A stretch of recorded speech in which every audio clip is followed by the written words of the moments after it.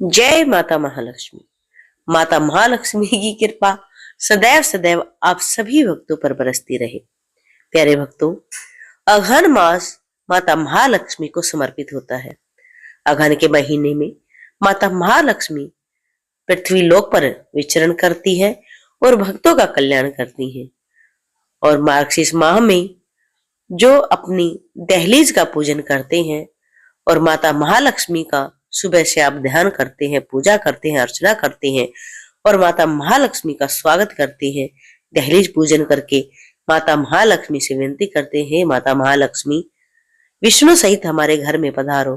तो माता महालक्ष्मी अपने भक्तों का कल्याण अवश्य करती है और उनके घर में प्रवेश कर जाती हैं जो दहलीज पूजन करते हैं और माता महालक्ष्मी के स्वागत के लिए तैयार रहते हैं।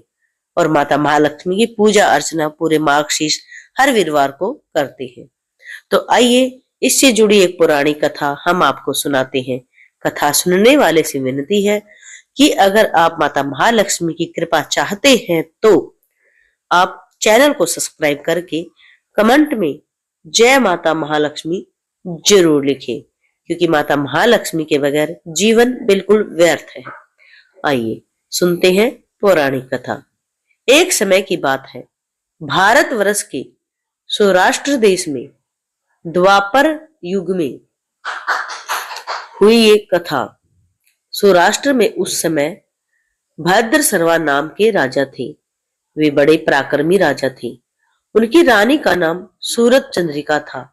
रानी दिखने में बहुत सुंदर और सुलक्षणा थी तथा पतिव्रता थी। उन दोनों को 7 पुत्र तथा उसके बाद एक कन्या का वरदान मिला था। कन्या का नाम श्यामबाला था। एक बार महालक्ष्मी जी के मन में आया कि जाकर उस राजा के राजप्रसाद में रहे।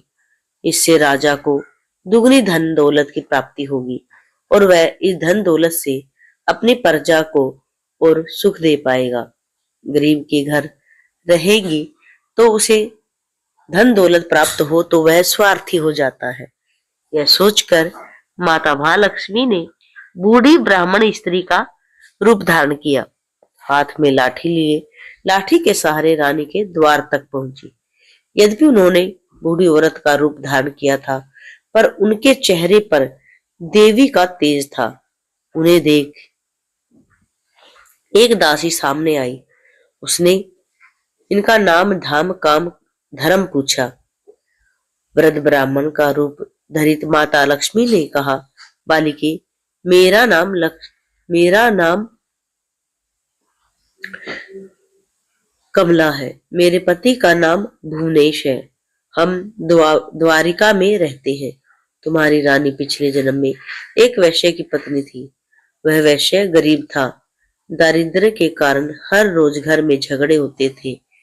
उसका पति रोज उसे मारता था। इन बातों से वह तंग आकर घर छोड़कर चली गई तथा वन जंगल में खाली पेट भटकने लगी। उसकी इस दुर्दशा पर मुझे दया आई। तब मैंने उसे सुख संपत्ति देने वाली श्री महालक्ष्मी की कथा सुनाई। मेरे कहने पर उसने श्री महालक्ष्मी का व्रत किया। श्री महालक्ष्मी प्रसन्न हुई। उसकी गरीबी दूर हुई। उसका घर संसार संतति संपत्ति से भर गया। बाद में पति पत्नी दोनों परलोक सिधारे। लक्ष्मी व्रत करने के कारण वे लक्ष्मी लोक में रहे। उन्होंने जितने साल महालक्ष्मी का व्रत किया उतने हजारों साल उन्हें सुख भोग मिला। इस जन्म में उसका जन्म राजघराने में हुआ है, परंतु वह श्री महालक्ष्मी का व्रत करना भूल गई है। उसे यह याद दिलाने मैं यहाँ आई हूँ। बुढ़िया की बातें सुनकर दासी ने उन्हें प्रणाम किया तथा श्री महालक्ष्मी का व्रत किस तरह किया जाए इस बारे में पूछा। बुढ़िया रूप धारण किए हुए श्री महालक्ष्मी ने दासी को पूजा की विधि तथा महिमा बताई। इसके बाद वह दासी माता को प्रणाम कर रानी को बताने अंदर चली गई। राज वैभव में रहते हुए रानी को अपने ऐश्वर्य का बहुत घमंड हुआ था। संपत्ति तथा अधिकार की वजह से वह उन्मत्त हो गई थी। दासी द्वारा बताई बुढ़िया की बातें सुनकर वह आग बबूला होकर राजद्वार पर आकर बुढ़िया रूपी श्री महालक्ष्मी पर बरस पड़ी। उसे यह मालूम नहीं था कि श्री महालक्ष्मी माता बुढ़िया का रूप धारण किए द्वार तक आई है, परंतु रानी का इस कदर रुख बर्ताव तथा अपना अनादर देख माता ने वहां ठहरना ठीक न समझा। वे वहां से चल पड़ी। राह में उन्हें राजकुमारी श्यामबाला मिली। उन्होंने श्यामबाला को सारी बात बताई। श्यामबाला ने अपनी ओर से श्री महामाता लक्ष्मी से क्षमा मांगी। माता को उस पर दया आई। उन्होंने श्यामबाला को श्री महालक्ष्मी व्रत के बारे में बताया। उस दिन अगहन मार्गशीर्ष माह का पहला गुरुवार था। श्यामबाला ने परम श्रद्धा से श्री महालक्ष्मी का व्रत किया। फलस्वरूप राजा सिद्धेश्वर के सुपुत्र मालाधर से उसका विवाह हुआ। वह धन दौलत ऐश्वर्य वैभव से मालामाल हो गई। पति के साथ ससुराल में आनंद से दिन बिताने लगी। इधर श्री महालक्ष्मी का रानी पर प्रकोप हुआ। फलस्वरूप राजा भद्र सर्वा का राज्य एवं कारोबार नष्ट हो गया। यहाँ तक कि खाने के लाले पड़ गए। ऐसी हालत में एक दिन रानी ने राजा से निवेदन किया, हमारा दामाद इतना बड़ा राजा है, धनवान है, ऐश्वर्यशाली है, क्यों न उसके पास जाए, अपना हाल उसे बताए, वह जरूर हमारी मदद करेगा। इस बात पर राजा भद्र सर्वा दामाद के पास रवाना हुए। राज्य में पहुंचकर एक तालाब के किनारे थोड़ी देर विश्राम करने के लिए ठहरे। तालाब से पानी लेने आते जाते दासियों ने उन्हें देखा। उन्होंने विनम्रता से उनकी पूछताछ की। जब उन्हें यह मालूम हुआ कि वे रानी श्यामबाला के पिता हैं, तो दौड़ते हुए जाकर उन्होंने रानी को सारी बात बताई। रानी ने दासी के हाथ राज परिधान भेजकर बड़े ठाठ बाट से उनका स्वागत तथा आदर सत्कार किया, खान पान कराया। जब वे लौटने लगे तो सोने की मोहरों से भरा घड़ा दिया। राजा भद्र सर्वा जब वापस लौटे तो उन्हें देखकर रानी सूरज चंद्रिका खुश हुई। उन्होंने सोने की मोहरों से भरे घड़े का मुंह खोला, पर हाय भगवान, घड़े में धन के बदले कोयले मिले। यह सब श्री माता महालक्ष्मी के प्रकोप से हुआ। इस प्रकार दुर्दशा में और कई दिन बीत गए। इस बार रानी स्वयं अपनी कन्या के पास गई। वह दिन अघन माह का अंतिम गुरुवार था। श्यामबाला ने श्री महालक्ष्मी का व्रत किया, पूजा की, अपनी माता से भी व्रत करवाया। इसके बाद रानी अपने घर आई।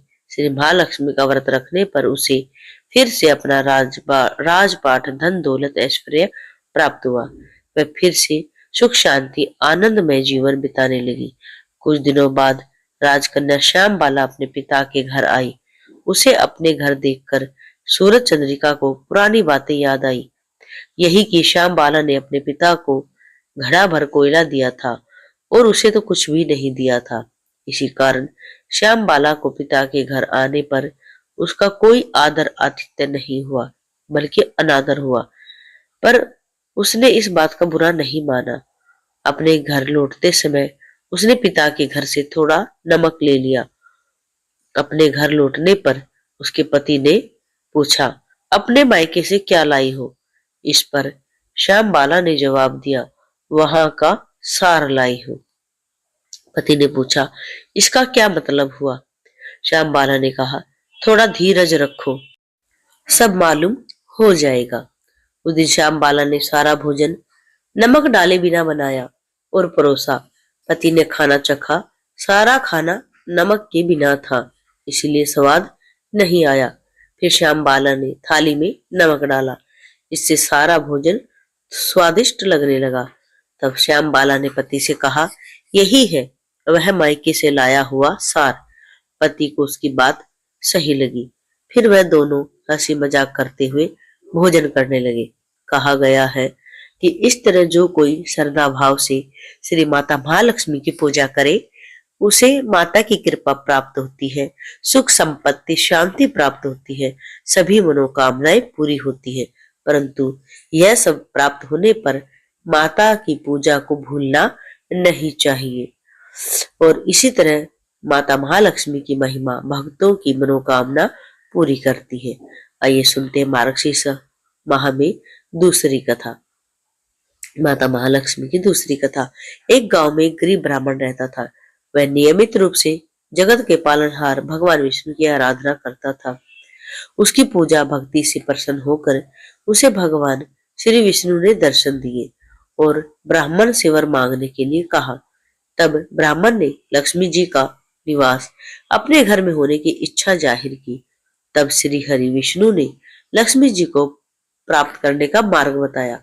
उन्होंने बताया कि मंदिर के सामने एक स्त्री हर रोज यहाँ आकर उपले थापती है। तुम उसे अपने घर आने का आमंत्रण देना, वही देवी लक्ष्मी है। विष्णु जी ने ब्राह्मण से कहा, जब धन की देवी माँ लक्ष्मी जी तुम्हारे घर पधारेगी तो तुम्हारा घर धन धान्य से भर जाएगा। यह कहकर विष्णु जी चले गए। अगले दिन वह सुबह ही मंदिर के सामने बैठ गया। लक्ष्मी जी उपले थापने के लिए आई तो ब्राह्मण ने उनसे अपने घर आने का निवेदन किया। ब्राह्मण की बात सुनकर लक्ष्मी जी समझ गई कि यह सब विष्णु जी के कहने से हुआ है। लक्ष्मी जी ने ब्राह्मण से कहा कि मैं चलूंगी तुम्हारे घर, लेकिन उसके लिए पहले तुम्हें महालक्ष्मी व्रत करना होगा। 16 दिनों तक व्रत करने और 16वें दिन रात्रि को चंद्रमा को अर्घ देने से तुम्हारा मनोरथ पूर्ण होगा। ब्राह्मण ने देवी के कहे अनुसार व्रत पूजन किया और देवी को उत्तर दिशा की ओर मुंह करके पुकारा। इसके बाद देवी लक्ष्मी ने अपना वचन पूरा किया और मान्यता है कि उसी दिन से इस व्रत की परंपरा शुरू हुई। माता महालक्ष्मी ने उस ब्राह्मण के घर अन्न और धन के भंडार भर दिए। हे माता महालक्ष्मी, जो भी इस कथा को सुन रहा है और हुकारे भर रहा है, सुनने वाले कहने वाले सभी भक्तों के भंडारे भरना, सभी भक्तों के घर अन्न धन की कभी कमी ना रहे, कभी भी भक्तों को दरिद्रता का मुख न देखना पड़े। आपकी कृपा सदैव सदैव सभी भक्तों पर बनी रहे। प्यारे भक्तों, आपको यह कहानी कैसी लगी और मार्गशीर्ष माह में क्या आप भी माता महालक्ष्मी की पूजा करते हैं, दहलीज पूजन करते हैं? अगर आप माता महालक्ष्मी की पूजा करते हैं, दहलीज पूजन करते हैं, माता महालक्ष्मी का सुबह शाम दहलीज पूजन करके स्वागत करते हैं, तो आपको कभी भी दरिद्रता का मुख नहीं देखना पड़ेगा। माता महालक्ष्मी उस घर में हमेशा विष्णु सहित वास करती है, जो हर मार्गशीर्ष माह के हर गुरुवार को अपनी दहलीज को साफ करके अपनी दहलीज का पूजन करता है और हल्दी और कुमकुम से मिले जल को दहलीज पर छिड़क कर दिया लगाता है और माता महालक्ष्मी से प्रार्थना करता है कि हे माता महालक्ष्मी, हमारे घर पधारो, विष्णु सहित हमारे घर में वास करो। और उसके बाद फिर माता महालक्ष्मी की चौकी सजाकर माता महालक्ष्मी की पूजा करता है, अर्चना करता है और माता महालक्ष्मी से माता महालक्ष्मी के 108 नाम की माला जपता है, विष्णु की सहस्त्र नाम का पाठ करता है, तो उसके घर में हमेशा माता महालक्ष्मी की कृपा बनी रहती है। उसके घर में हमेशा ही धन धान के भंडारे भरे रहते हैं, कभी भी उनके घर दरिद्रता का वास नहीं होता है। तो प्यारे भक्तों, कथा सुनने वाले कथा कहने वाले सभी के माता महालक्ष्मी भंडार भरे। हमारी विनती है आप सभी भक्तों की मनोकामना पूर्ण हो। और आपको अगर हमारी कथा कहानी हमारी पूजा विधि अच्छी लगती है तो चैनल को सब्सक्राइब जरूर कर ले घंटी के बटन के साथ, और आगे भी आपको हमारी वीडियो सबसे पहले मिले इसके लिए आप बेल आइकन प्रेस जरूर करें। तो मिलते हैं जल्द ही अगली वीडियो में। तब तक के लिए आप सभी को जय माता महालक्ष्मी। जय माता महालक्ष्मी। माता महालक्ष्मी की 108 नाम की माला आप जरूर लिखें ओम श्री कमल वासिनी नमः या फिर ओम श्री नमः। इस तरह ये 2 माला आप जरूर करें। 108 नाम की माला जपने से आपके ऊपर माता महालक्ष्मी की कृपा सदैव सदैव ही बनी रहेगी। जय माता महालक्ष्मी, जय माता महालक्ष्मी।